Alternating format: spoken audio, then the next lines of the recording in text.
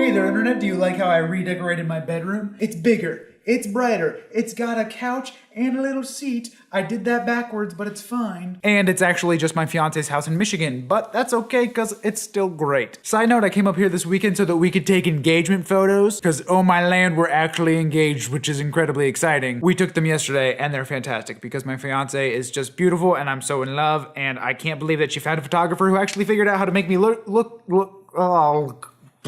She found a photographer who actually figured out how to make me look good. Anyway, two things. One, we were driving around downtown Grand Rapids today, and I was just looking out at all of the people who are out and about wandering about because it is a city, and that's what cities are all about. I just wanted to make the sound out as many times in that sentence as possible. Anyway, I was looking at all of these people, and for the first time in my life, genuinely, I looked at them and I thought each one of these people is a person just like me. Not like personality-wise, but that they have their own ideas and their own lives and their own worries and their own desires and all of these things. And obviously from a philosophical standpoint, this is incredibly obvious, and a lot of people say that like you need to remind yourself of this fact, but I honestly don't remember ever getting it up to this point in my life. A fact that both ashames me because that's just embarrassing that I haven't recognized that these people are so valuable and so wonderful and just worth being loved until now, but it also makes me hopeful and somewhat joyous because I'm hoping that from here on out I can continue to see them that way, and I'm going to work on it. Second thing, as I was editing last week's video, I realized just how self-centric this whole internet YouTube me channel thing has become, and I don't like that. So this week, I just wanted to give you a list in no particular order other than the order they come into my brain of people in my life for whom I am incredibly,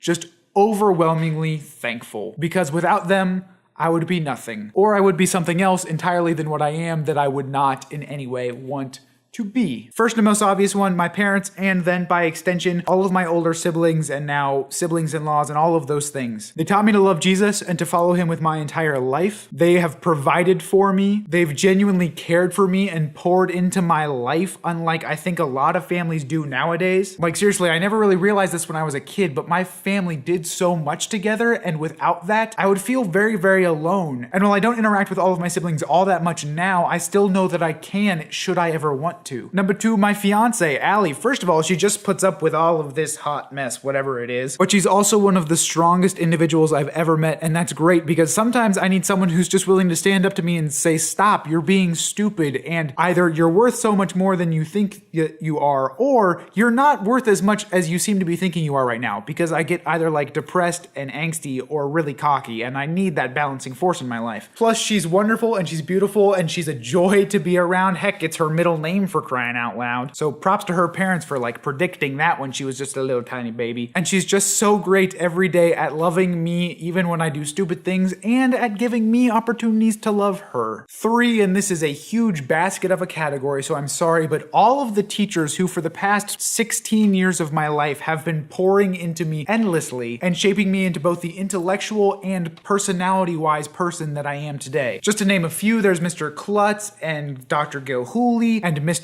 O and Mrs. Johnson and Craigle and all of my media professors in general, including Dr. Baker. That's a special notice one at Cedarville. I mean, I've always kind of been a person who defines myself by my intellect and my knowledge, for better or for worse. And these are all the people who have defined my intellect and my knowledge. So in a lot of ways, they've helped define who I am today. Again, for better or for worse. Number four, all of the friends that I've had throughout my life. Heaven knows that I am not the easiest person to be friends with because I legitimately kind of push friends away because I want to test whether they're genuine friends, which is a terrible habit. But despite that problem on my part, there are still so many people in the world who have been willing to, over the past 22 years, connect into my life and hold on tight and say, hey, yeah, you're a weird kid, but I'm gonna care for you and I'm gonna stick by you. And that is why I'm so happy that some of my best friends in the entire world, even now, are the ones I made 14 years ago in elementary school, with whom I still plan to hang out and watch a movie like tomorrow when and I'm gonna do that. You people know who you are, and you're great, and I love you a lot. Number 5, my coworkers slash bosses at my new job. I am a bit overwhelmed right now. There are probably times that I've messed up that I haven't even realized I've messed up, and yet I'm still surrounded by people who are willing to say, it's okay, just take some time, we'll figure it out. I understand that like you have a lot on your shoulders right now, and I am not so naive to believe that that's a normal thing in a workplace. So the fact that God has blessed me with these people to work with and that they have blessed me with themselves to work with them, I don't know if that sentence made sense. That fact is mind-blowing, and I'm so thankful that I can actually enjoy going to work, even though sometimes I would be like, I just don't really want to go to work and I want to sleep and play Pokemon. Not necessarily at the same time, but you know what I'm saying. All the people I work with make it great. And 6th, and most importantly, Jesus Christ, who I believe is my Savior and God, who died for me 2,000 years ago to redeem me from all of the stupid things that I've ever done in my life and give me even the slightest chance at finding happiness and joy both in this life and in eternity afterward. Because I genuinely do believe that all of those things that I just said are true, and that fact has changed my life, and without it, I would be just horrendous. And I don't think about the fact that I should be grateful for all of these things nearly enough. So because I was reminded today, I wanted to say thank you today before I forgot again. So if you were mentioned in this video, either by name or by reference,